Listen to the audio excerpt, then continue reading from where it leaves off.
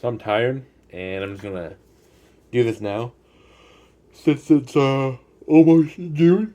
But this is my June one I'm gonna read now.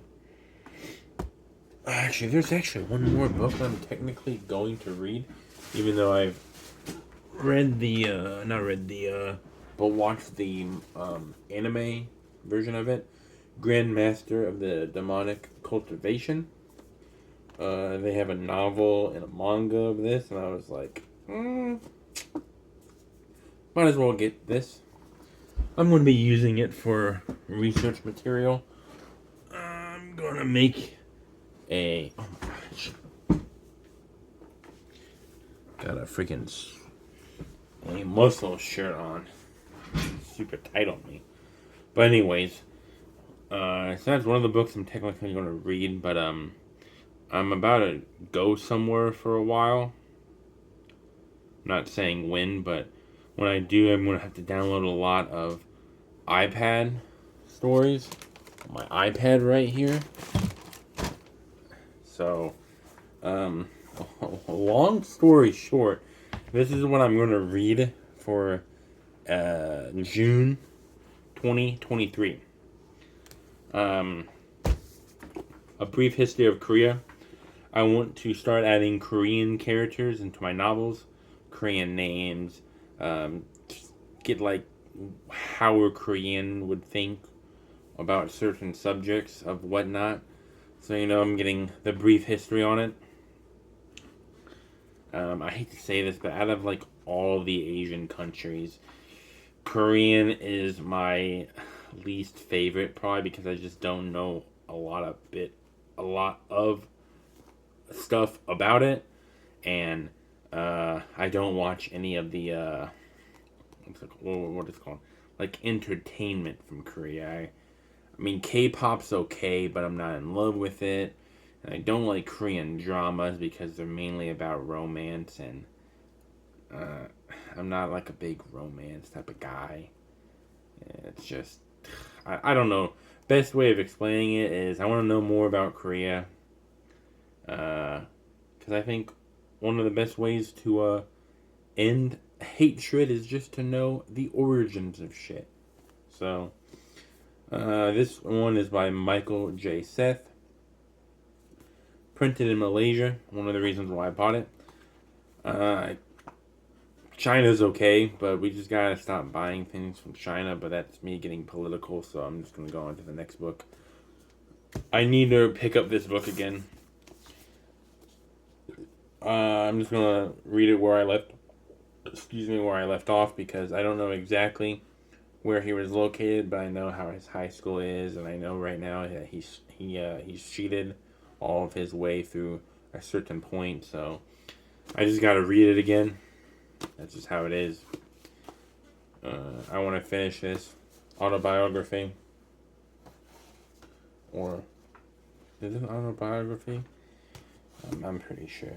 I'm really tired, so I don't know exactly what I want to say. I have to make this video though. Like I've said many times, I gotta keep repeating this because a bunch of people are like, I thought you were X, Y, and Z. Why are you reading this book? Listen, I don't let politics decide what I read or not. I read Bernie Sanders books. You've seen it before. I've read Donald Trump's books. I've read Elon Musk's books. I've read his book that he has. I've read. I want to read Hillary Clinton's book, even though I really don't like her. But I don't let politics dictate what I read. So, A Higher Loyalty by James Comey. Based off this guy, if you know anything, A Higher Loyalty. People who use the word loyalty or say loyalty is the most important thing in a relationship or a friendship or whatever tend to, let's just say, not be loyal. So I picked this book up from the dollar store just to see what his side of the story was. But anyways, yeah. Man, I'm so tired. I'm probably going to have to do a review on this when I finish this book, but this is one of the books that you're supposed to like work on yourself while you do this book. So like for example, in the beginning, it says one of the things for you to feel great about what you're doing is just do something that you plan for the day and make sure your whole day is measured around, not measured, but planned out for this specific thing. And then he says, they say later on you could like add more to the mix, but like for example, make it something that's achievable and that you can do, like that you'll feel good about. Like for example, is for me it would be make a video like I am doing now.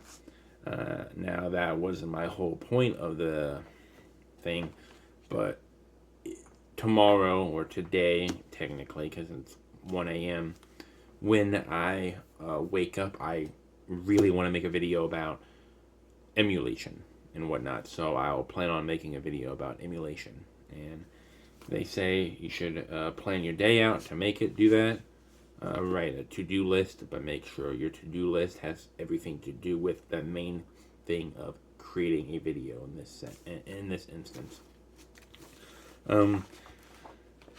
There's a lot of graphs in this book and whatnot. I kind of just picked this out because I know a lot of people are going to be like, wow, okay, yeah, sure, dude. But, you know, if you're a religious person like me, I'm just telling you, I literally said, God, choose a book for me. And I said, boom, and it was this, make time. Because, like the book says, how to make focus on what matters every day. Not what the book says. They talk about it in the beginning of the book, but we really have a lot of time on our hands. Like if you really think about it, we do have a lot of times on our hands, but we just don't make time for our time. So like for example, sure, 8 hours of sleep.